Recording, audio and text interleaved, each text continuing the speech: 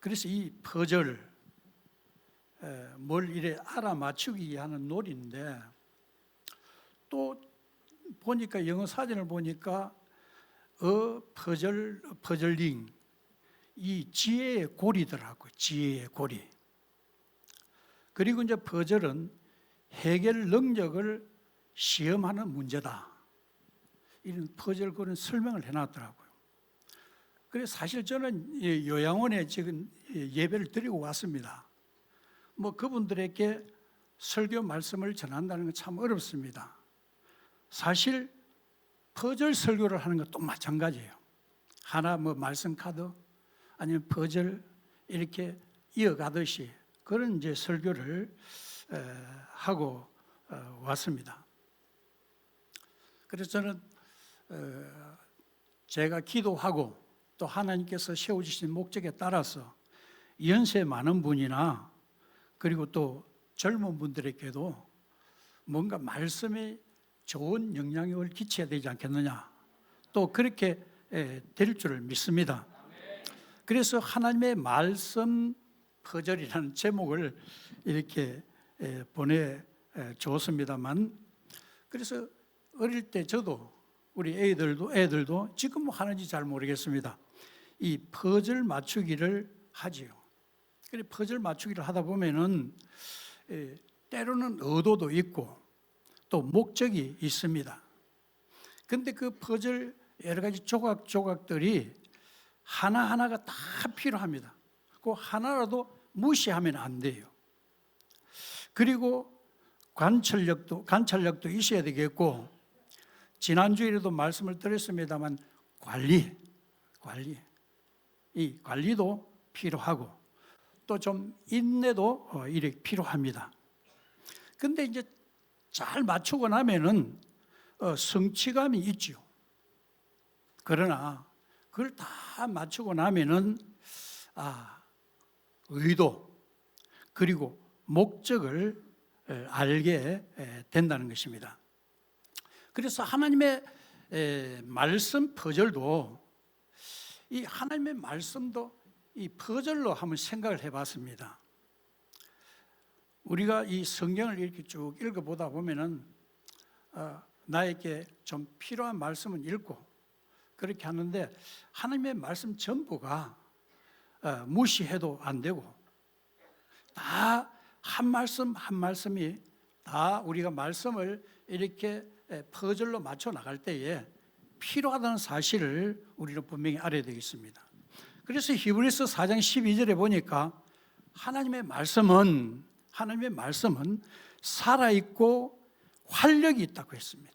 그리고 좌우에 날선 어떤 금보다도 예리해서 우리의 혼, 영과 및 관절과 고수를 쪼개기까지 한다고 했습니다. 그리고 하나님의 말씀은 우리의 마음의 생각과 뜻을 판단한다고 했습니다. 그래서 우리는 하나님의 말씀을 한 말씀 한 말씀을 우리가 소홀히 해서는 안 되겠다. 그리고 또 하나님의 말씀은 누가복음 21장 33절에 보니까 천지는 없어지지만은 하나님의 말씀은 없어지지 아니한다. 믿습니까? 그리고 마태복음 4장 4절에 보면은 신명기 8장 3절을 인용한 말씀입니다만, 우리 인간은 떡으로만 사는 것이 아니라, 그래서 지난주에 우리가 분별력, 안목, 통찰력, 관리, 이거는 우리가 먹고 사는 문제도 좀 잘 알아야 되겠죠. 맨날 가난해가지고 지질이 우리가 가난해서 남에게 손을 벌리는 것보다는 우리 믿는 성도들이 좀 다른 사람에게 베풀 수 있고 나눠줄 수 있는 그런 사람들이 되어야 되지 않겠습니까? 그렇지만 하나님의 말씀은 우리 사람은 떡으로만 사는 것이 아니라 하나님의 입으로부터 나오는 모든 말씀으로 산다. 그러니까 하나님의 말씀을 우리는 살아야 된다는 것. 그리고 시편 19편 7절부터 10절에 보니까 하나님 말씀은 순금보다 더 사모할 것이며, 오늘 이 시대 우리 기독교회는 하나님 말씀을 그렇게 사모합니까? 순금을 더 사모하죠. 그러나 진짜 하나님의 말씀을 소홀히 생각하지 않는 사람들은 순금보다도 더 사모하고 꿀보다도 더 달다는 것입니다. 왜 그러냐면 하나님의 말씀은 우리의 영혼을 소생시킨다는 것입니다. 하나님의 말씀을 우리를 지혜롭게 한다는 것입니다. 하나님의 말씀은 안목, 통찰력, 관찰력, 분별력 이런 눈을 밝혀주신다는 것입니다. 그리고 하나님 말씀은 영혼까지 이루고 또 진실에서 다 어려운 말씀이라는 것을 시편 기자는 우리에게 전하고 있습니다. 그리고 시편 1절부터 시편 1편 1절부터 3절에 보니까 복 있는 사람은 악인들의 꾀를 따르지 않고 죄인의 길에 서지 아니하고 오만한 자들의 자리에 앉지 아니하고 오직 여호와의 율법을 절거하며 그 율법을 주야로 묵상하는도다 하는 말씀이죠. 그래서 그 결과에 보니까 열매를 맺더라는 것입니다. 그리고 다 행통해지는 그런 결과를 초래하더라는 것입니다. 그래서 우리는 저는 이제 새벽마다 기도할 때 하나님이요, 하나님의 말씀과 기도로 거룩하게 참여할 수 있도록 해 주시옵소서 기도합니다만, 이 하나님의 말씀을 묵상하고 말씀으로 기도해야 되는 거예요. 그래서 우리는 예수님의 그 행적을 성지순례를 갔다 오셨습니다만 예수님도 기도로 시작을 하고 기도로 마쳤습니다. 오늘 우리들의 기도가 올바른 기도, 응답받을 수 있는 기도를 하려면은 하나님의 말씀으로만 그것이 가능하다는 것입니다. 그래서 요한복음 15장 7절에 보니까 너희가 내 안에 거하고 내 말이 너희 안에 거하면 무엇이든지 원하는 대로 구하라. 그리하면 이루리라. 그러니까 올바른 간구, 응답받는 기도는 바로 하나님의 말씀대로 해야 된다는 거. 이걸 우리가 알 수가 있는 거예요. 그래서 이제 하나님의 말씀에 대해서 뭐 많은 말씀이 있습니다만 몇 가지를 여러분에게 소개를 했고, 그러면 이제 하나님의 말씀을, 이 말씀의 퍼즐을 우리가 한번 생각해 봐야 되지 않겠습니까? 창세기 1장 1절에 보니까 태초에 하나님이 천지를 창조하시니라. 환경과 여건을 조성하셨는데 그때 하나님은 말씀으로 우주 만물을 창조했죠. 쭉 읽어보면 그렇게 됩니다. 그리고 창세기 1장 26절부터 28절까지도 보면은 하나님이 자기 형상대로 남자와 여자를 창조하셨고, 또 지난주에도 말씀을 드렸습니다만 하나님은 그것을 다스리도록 관리하도록 우리에게 맡겨주었고 또 생육하고 번성하는 복을 주셨다는 사실을 우리에게 말씀하고 있습니다. 그런데 창세기 2장 16절부터 17절에 보니까 에덴 동산에는 선악과를 만들어 놓고 선악과를 따먹지 말라는 것입니다. 따먹으면 반드시 죽는다는 것입니다. 그런데 하나님이 아담을 봤을 때 아담이 홀로 있는 것이, 독처하는 것이 좋아 보이지를 않았어요. 또 아담을 통해서 짐승들의 이름을 지어줬습니다. 다 짝꿍이 있는데 아담은 없거든. 그래서 하나님은 돕는 배필을 아담의 갈비뼈로 여자를 만들어줘서 그래서 부부로 살아갈 수 있도록 하면서 생육하고 번성의 복을 열어주신 것을 볼 수가 있습니다. 그런데 그 에덴 동산에 선악과가 있는데 하나님이 따먹지 말라고 했거든요. 그런데 창세기 3장 6절에 보니까 이 하와가 그 선악과를 보니까 너무나 보암직도 하고 지혜롭게 할 만큼 탐스럽기도 한 그런 열매였습니다. 그래서 따먹어 버린 것입니다. 그리고 자기 남편 아담에게도 주니까 받아 먹었죠. 그리고 창세기 3장 15절에 이렇게 보면은 그들이 이제 쫓겨났지요. 쫓겨나고 그때 하나님께서는 내가 너로 여자와 원수를 되게 하겠다. 그래서 앞으로 태어날 메시아와 원수되게 하겠다는 것입니다. 뱀, 사탄을. 그리고 내 후손도 여자의 후손과 원수가 되게 하는데 여자의 후손은 내 머리를 상하게 할 것이고 너는 그의 발꿈치를 상하게 할 것이다. 이런 현상들이 오늘 우리에게 나타나고 있지 않습니까? 우리가 신앙생활을 좀 잘 하려고 하면은 꼭 이 사탄은 우리의 발 뒤꿈치를 상하게 하는 그런 경우들이 허다한 것을 볼 수가 있습니다. 그리고 에덴 동산을 쫓겨났는데 이제 그들은 죄인입니다. 갈발도 그렇고 또 생명 위협도 느꼈습니다. 그래서 하나님은 그들에게 가죽옷을 지어 입혔죠.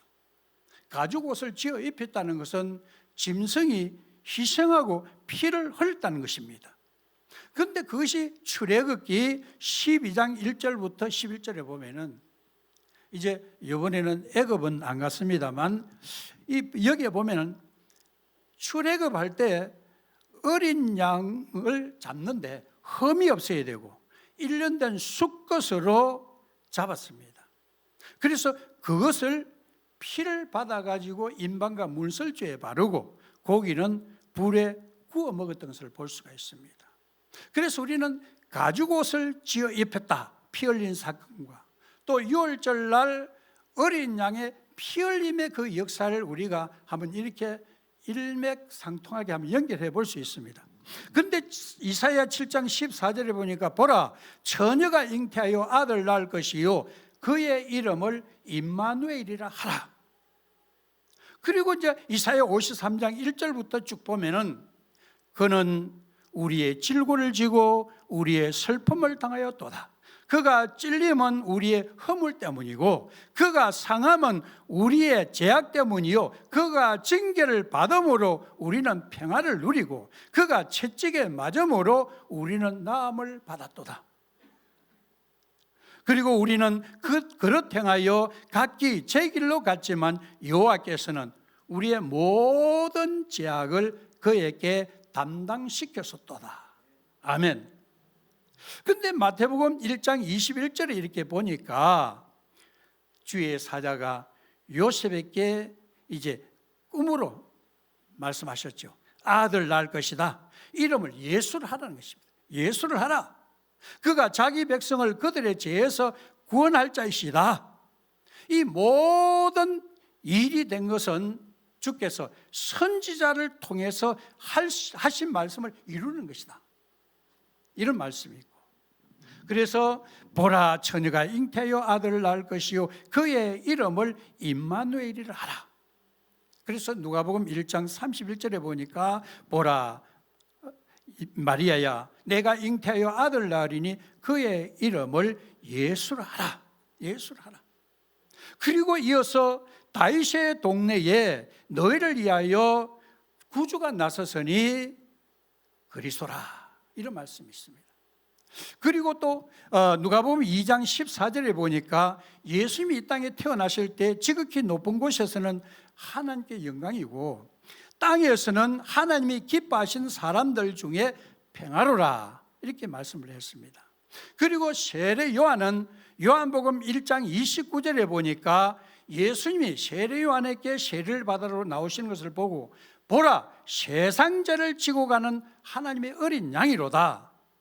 그리고 예수님께서 요한복음 19장에 보니까 이제 십자가에 운명하시면서 다 이루었다고 하시면서 이제 운명하시는 모습을 볼 수가 있고 그리고 누가복음 24장에 보니까 예수님의 부활은 모세의 율법과 선지자들의 글과 시편에 예수님을 가리킨 그 기록된 모든 것이 이루어진 것이 바로 예수님의 십자가의 죽음과 부활이라는 사실입니다.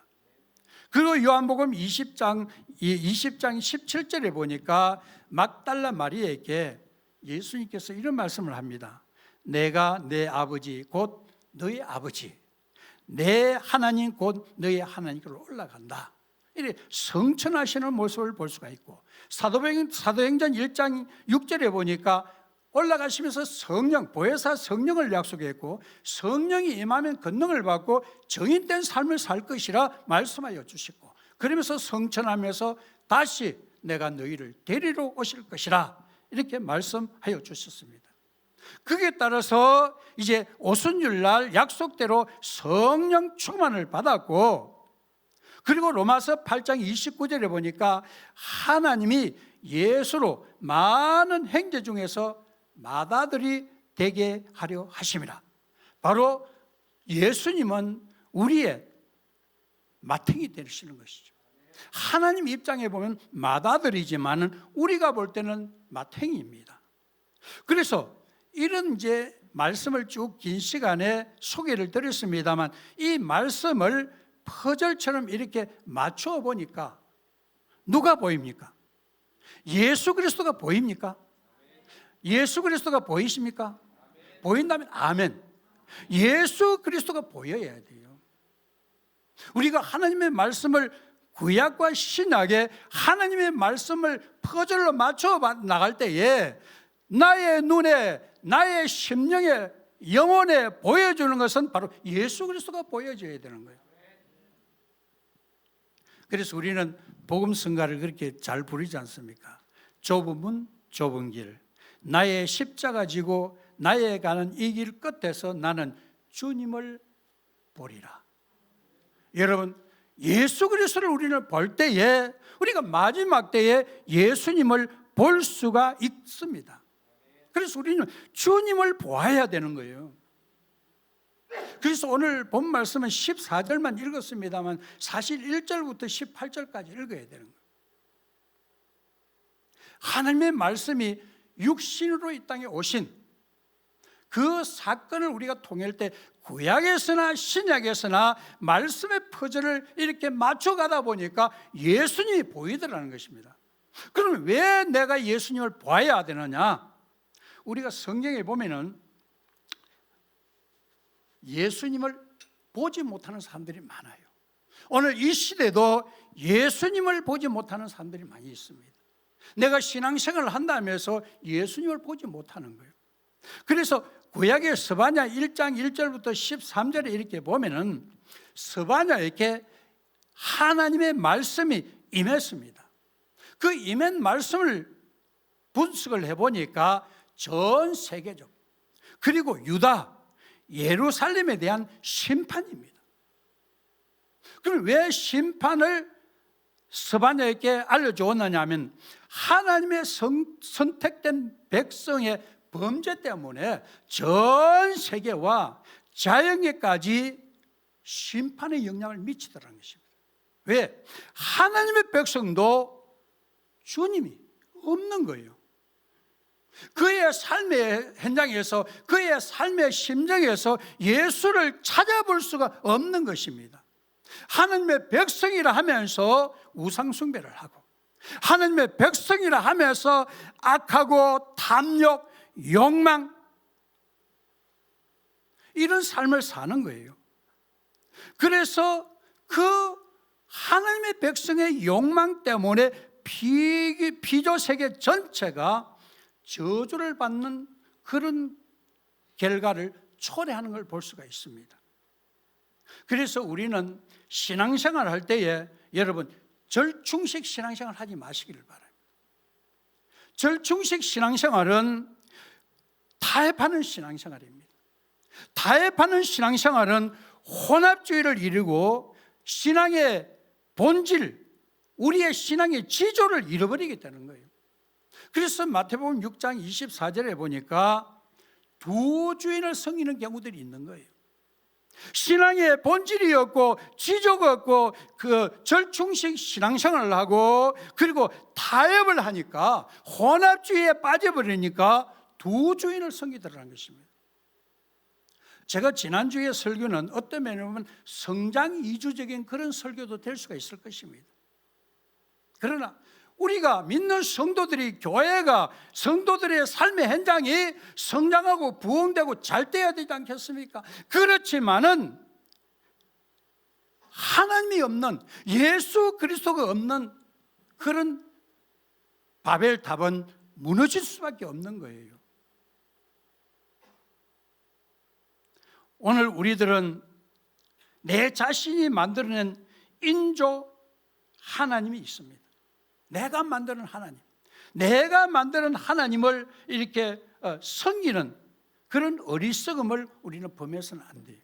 그래서 이 스바냐에게 임했던 그 당시의 세 분류의 사람들을 보니까 하나님의 백성이라고 자칭하는 자들이었습니다. 그래서 이들을 보니까 방백들, 지도자들입니다. 그리고 왕자들, 왕족들입니다. 그리고 이방인의 어복을 입은 자들이 있습니다. 이런 자들이, 하나님의 백성이라고 하는 이런 자들이 이방 간섭에 젖어 여호와를 배척을 하고 우상을 섬긴다는 것입니다. 하나님을 두려워하지 않고 권력자의 비리에만 이렇게 맞추어서 약탈하고 도둑질하는,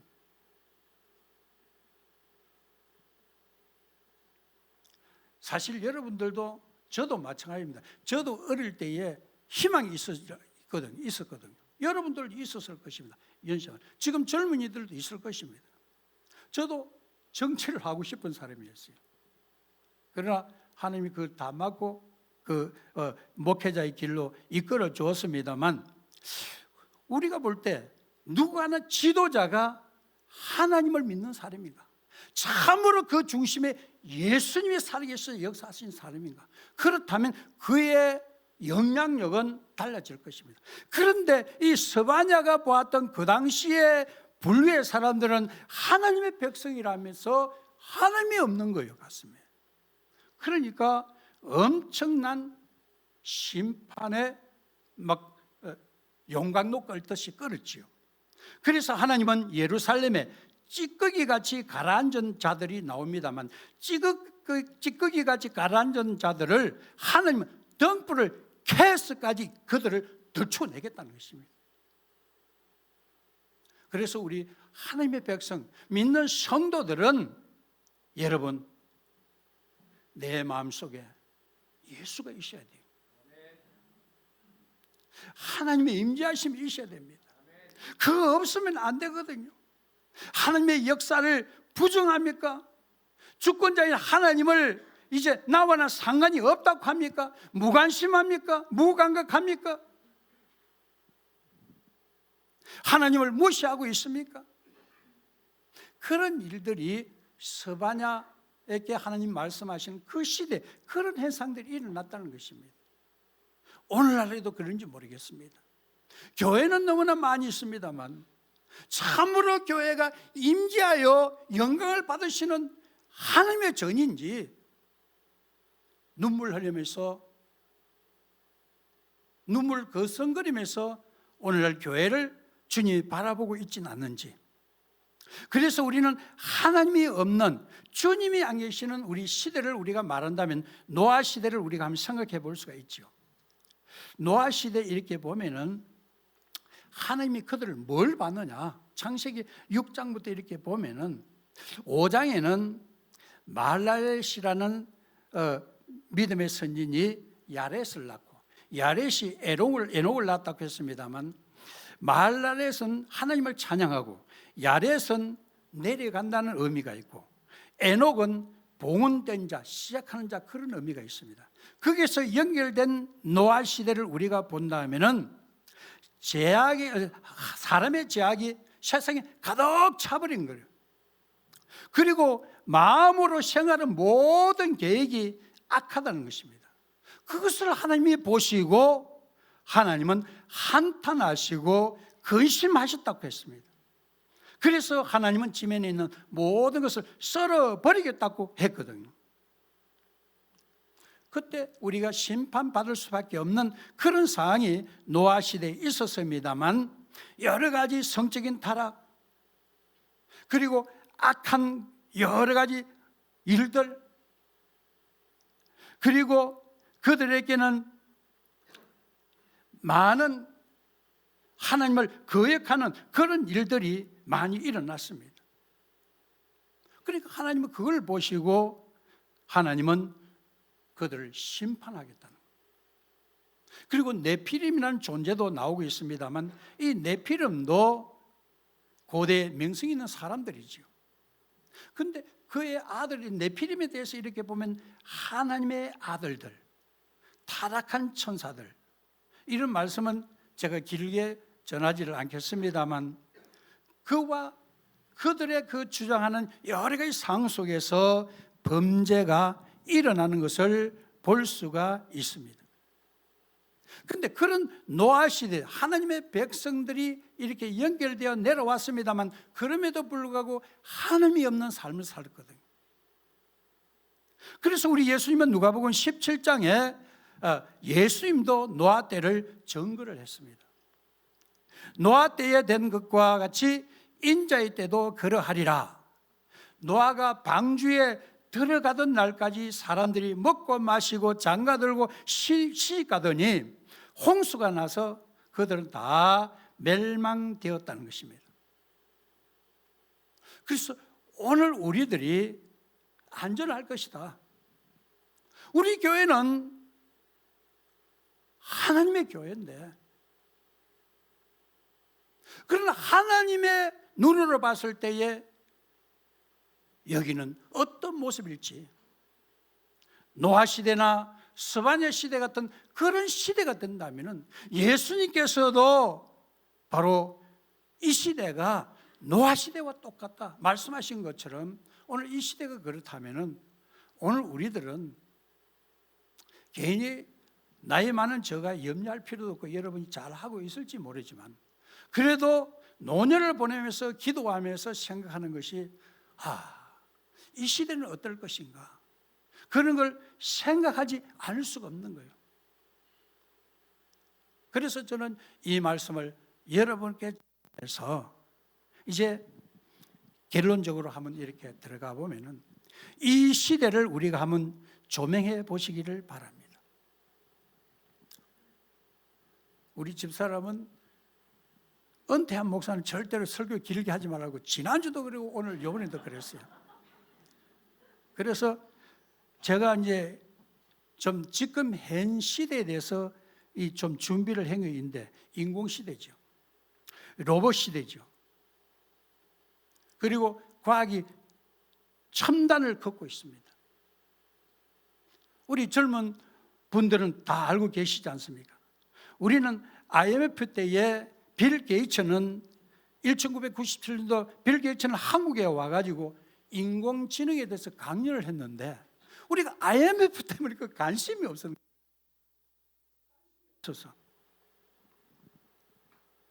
그리고 우리가 체스, 세계적인 체스 선수가 켄소라는 인공지능한테 패해버렸거든요. 그래서 이 켄소, 인공지능 켄소가 골드만 삭스에 입사를 했어요. 많은 그 당시에 최고의 연봉을 받는 600명이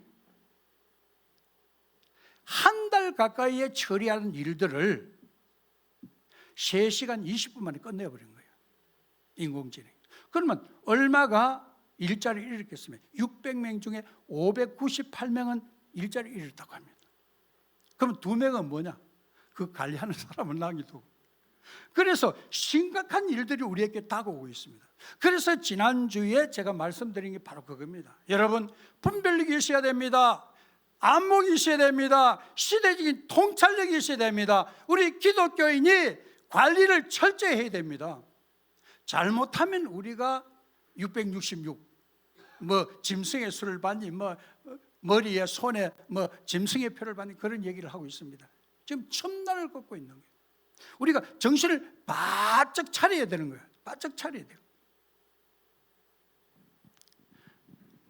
그리고 우리나라도 이세돌이 알파고에게 4대1로 패하고 말았죠. 그런 무시무시한 시대가 우리에게 도래되어 있는 거예요. 그리고 지금도 많은 사람들이 빌 게이츠라든지 그리고 애플, 그리고 구글, 페이스북 이런 회사들, 또 그 연간해서 많은 사람들이 여기에 대해서 연구를 하고 있지 않습니까? 정신을 바짝 차려야 돼요. 그래서 우리 기독교인도 예수님이 내 안에 계시지 아니하면 그들의 위대성에 대해서, 그들의 뭐 과학적인 권력이라든지 물질적인 권력에 우리도 빠져들어갈 수밖에 없는 거예요. 그래서 우리는 깨어 있어야 되는 거예요. 깨어 있어야 되는 거예요. 정신을 바짝 차리고 있어야 되는 것입니다. 인공지능이, 여러분 식사를 하러 가면 그렇죠. 로봇가 서빙도 하고 그러잖아요. 자동차 조립할 때도 보면 로봇가 많이 하고 있지 않습니까? 앞으로는 더 자율주행 이 하려고 지금 막 많이 연구를 하고 있지 않습니까? 그럼 우리 인간은 일자리가 자꾸 없어지는 거예요. 우리가 기계를 관리를 해야 되는데 기계가 우리 인간을 다스리고 관리한다면 그거 참 불행한 시대죠. 그러나 우리 인간은 고유한 능력이 있습니다. 끊임없이 우리의 인간의 공감 능력을 우리는 갖고 있어야 되겠죠. 타인의 여러 가지 상황들, 타인들의 어떤 기분, 그걸 우리가 느낄 수 있는 우리 성도들은 그런 공감 능력을 가져야 되겠고, 또 우리 인간은 창조적인 상상력, 이거는 인공지능을 우리 뛰어넘다고 했습니다. 그래서 우리들은 세상 불신자들에게만 그걸 맡기지 말고 우리도 어떤 분야에 있든지 내 마음에 예수가 보여져야 되겠고, 예수님이 계셔서 나도 과학자로서, 정치인으로서, 사학가로서, 기업의 회장으로서 어떤 일을 한다든지 우리는 그런 신앙인이 되어야 되지 않겠나, 그겁니다.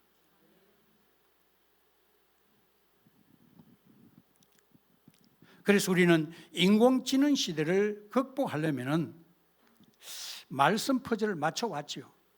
맞춰보니까 결국은 뭐냐? 눈에 보이는 것은 예수 그리스도라는 것이죠. 예수 그리스도. 예수 그리스도. 저는 은퇴를 하고 나니까 뭐 할 일도 별로 없으니까 세계적인 우리나라 사람이 많은 나라에 가가지고 활동을 하더라고요. 그걸 저는 보고 있습니다.